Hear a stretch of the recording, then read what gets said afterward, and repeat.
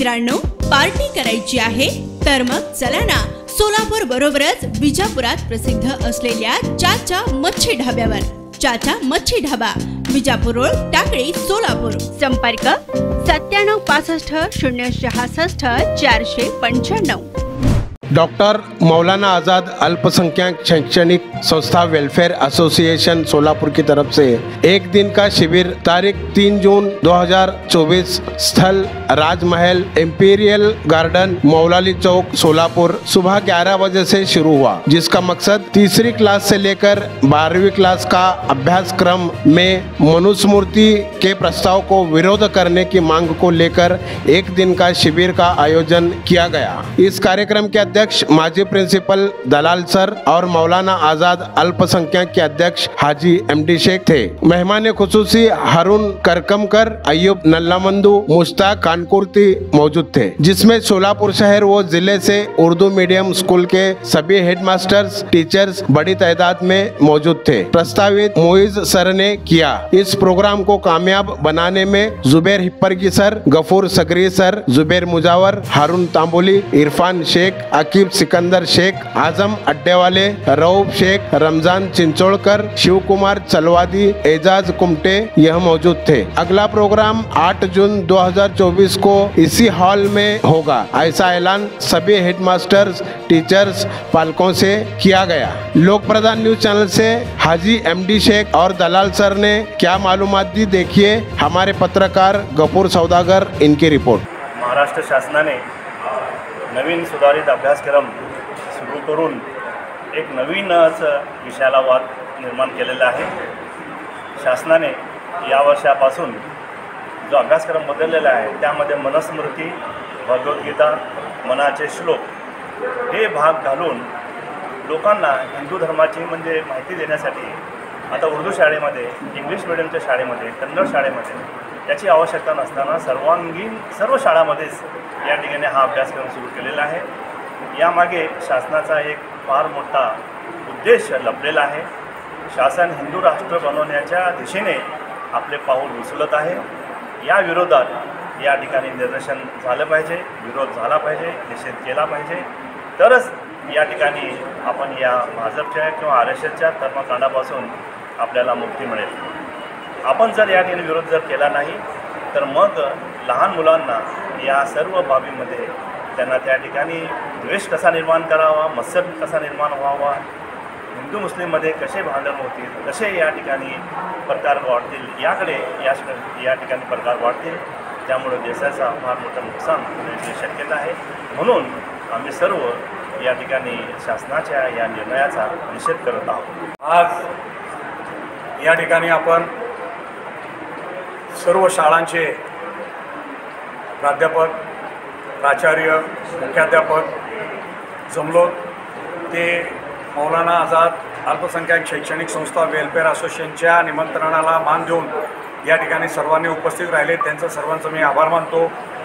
आणि शासनाने यंदा येत्या वर्षापासून जे अभ्यासक्रम आणलेला आहे, नवीन अभ्यासक्रम इयत्ता तिसरी ते 12वीच्या अभ्यासक्रमामध्ये मनुस्मृतीचा फार मोठा षडयंत्र त्यांनी आणलेला आहे। RSSला भारत देशामध्ये हिंदू राष्ट्र बनवायचं आहे, त्यांचं एक स्वप्न साकार व्हावा म्हणून त्यांनी ही मनुस्मृतीचा अभ्यासक्रम सर्वांना लादण्याचा प्रयत्न केलेला आहे। त्यात दलित, मुस्लिम, शीख, ईसाई, बहुजन या सर्वांनाच त्रासदायक आहे। तर बहुजनांचा, संपूर्ण बहुजनांचा आणि अल्पसंख्याकांचा या अभ्यासक्रमाला आणि शासनाच्या या उद्देशाला हाणून पाडण्याचा एकमेव आम्ही कार्यक्रम आखलेला आहे। तर शासनाच्या या मनसुब्याला आम्ही विरोध करतो, त्याचा निषेध करतो। त्याचप्रमाणे पूर्वी 5 वर्षाच्या मुलांना आणि मुलींना पहिलीमध्ये प्रवेश घेता येत होतं, मात्र त्यानंतर शासनाने हळूहळू त्यांचे पाय पसरत 6 वर्षाच्या मुलांना आणि मुलींना पहिलीमध्ये ॲडमिशन द्यायचं असं शासनाने सक्ती आणली। त्याचबरोबर आता 7 वर्ष पूर्ण झाल्याशिवाय पहिलीला ॲडमिशन द्यायचं नाही असं त्यांनी नवीन प्रस्ताव आणलेला आहे, तर त्यास संपूर्ण भारत देशातील संपूर्ण बहुजनांचा आणि अल्पसंख्याकांचा विरोध आहे।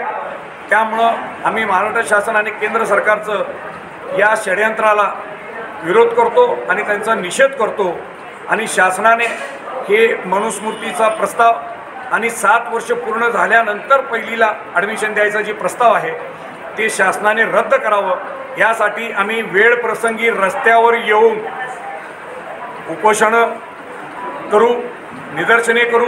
त्यावर जर शासन वटणीवर आला नाही तर निश्चितच आम्ही मुंबई उच्च न्यायालयामध्ये आमच्या संघटनेच्या वतीने रीट पिटिशन दाखल करून आम्ही न्याय मागण्याचा प्रयत्न करू आणि लवकरच यापुढं येत्या 15 दिवसात आम्ही मोठी मीटिंग बोलवणार आहे। सोलापूर शहर आणि जिल्ह्यातील संपूर्ण अल्पसंख्याक समाजाचे संस्था आणि संस्थामध्ये काम करणारे संपूर्ण स्टाफ, टीचर्स आणि प्राध्यापक, प्राचार्य, प्रिन्सिपल, मुख्याध्यापक या सर्वांची एक मोठी मीटिंग घेऊ आणि त्यामध्ये ठरवून त्याप्रमाणे आम्ही आंदोलन करण्याचा मार्ग हातात घेऊ। जय हिंद। और एक उधर इसका सबसे बड़ा फर्क ये है कि यूट्यूब पर सबसे पहले सियासत में कौन सी खबर आई है और हुकूमत हमारी बरसरी इक़्तिदार जो हुकूमत है वो हमारे लिए कौन कौन सी योजनाएं लागू कर रही है, कौन कौन से कानून बना रही है, इन सब का जायजा लेना जरूरी है। यूट्यूब आपके सामने बाकायदा बयान कर रहा है कि देखो हुकूमत ये करने जा रही है,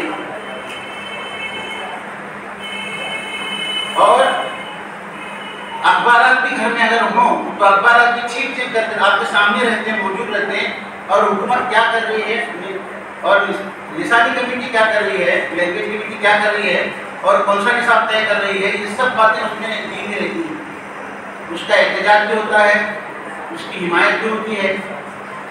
लेकिन जहाँ पर हमारी नस्लों के बिगड़ने का, उनकी ज़हनीत के बिगड़ने का और आगे चलकर उन नस्लों के अंदर जो बातें पैदा होंगी उसके नतायज को सोचकर हम असातिज़ा को इसकी सबसे बड़ी फिक्र होना चाहिए।